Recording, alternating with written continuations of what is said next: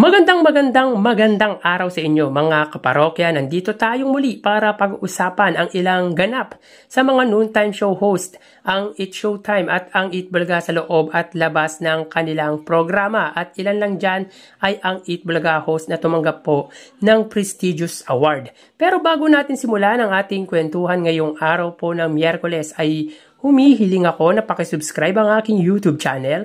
Pakilike na din para mas dumami pa po ang makapanood ng content natin. Maraming salamat po sa inyo mga kaparokya. So our first topic for today mga kaparokya ay ang Eat Showtime host na si Vice Ganda.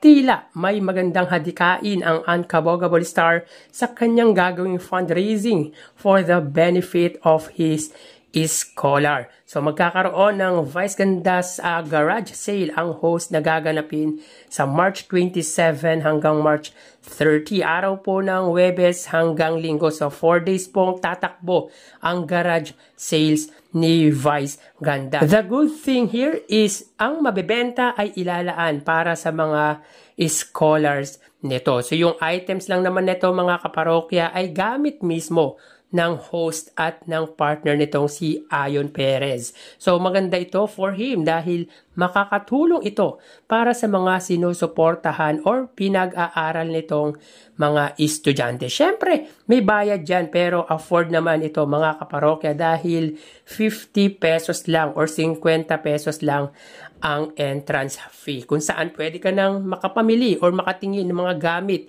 na isinuot po ni Vice Ganda. Branded ito at ilan sa mga makikita dito ay sneakers, high heels, shirts, pants, shorts, jackets, dresses, suits, gowns, costume. Kaya punta na sa number 33 Scout Santiago. Malapit lang po yan sa compound ng ABS-CBN. Samantala ngayon na po ang unang araw ng palabas or pelikula ni Kim Chiu at Paolo Avellino na My Love Will Make You Disappear. So kagabi nga po ay may pa-premiere night ang nasabing pelikula. So mga Kim Pao fans dyan, punta na po kayo sa cinemas nationwide. Eat Bulaga host mga kaparokya ay reunited sa Kapamilya TV host.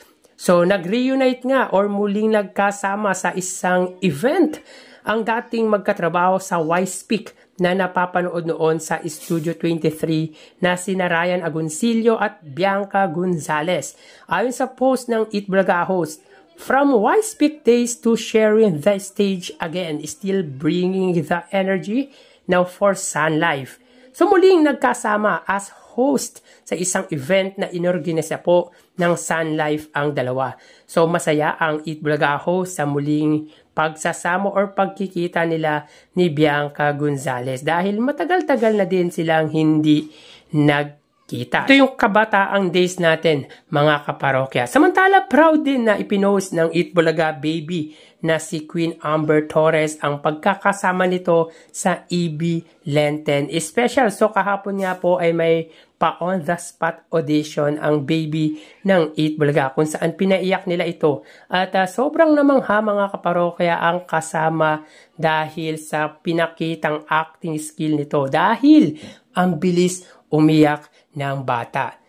Dahil dito ay makakasama siya sa grupo ni Bossing Vic Soto na most likely ay Maundy Wednesday or Miyerkules Santo mapapanood. Well, kasama naman talaga si Amber sa EB Lenten mga kaparokya. Imposible na hindi siya makasama dahil parte po siya ng Eat Bulaga. Pero again, congrats pa rin po kay Queen Amber Torres. And speaking of proud posting mga kaparokya ay pinagmalaki din po ni Ian Red sa kanyang official Facebook account ang pagkakasama nito sa EB Lenten Special ng Eat Bulaga. So artista na talagang ganap ang comedian dahil ito ang first time niyang mapapasabak sa actingan.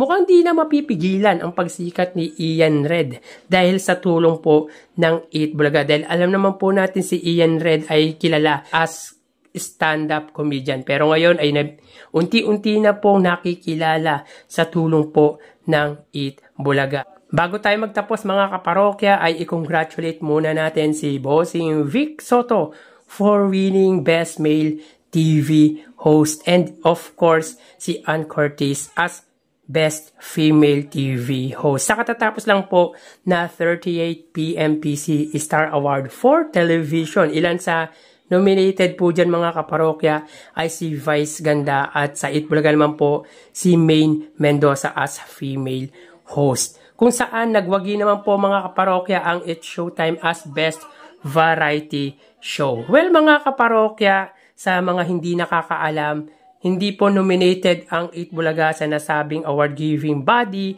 or category mga kaparokya dahil Hall of Fame na po ang Itbulaga as Best Variety Show. So yun nga mga kaparokya, sana ang Tito Vic and Joey ay hirangin na din as Hall of Fame bilang Best Male TV Host or Best TV Host ng PMPC dahil sa tagal na po nila sa industriya bilang host. At tingin ko naman po mga kaparokya ay deserve po nila yon. So once again, congrats po kay Bossing Vic Soto sa It's Showtime at kay Ann Curtis. So hanggang dito na lang po tayo mga parokya, magsiingat po tayo. Thank you and God bless.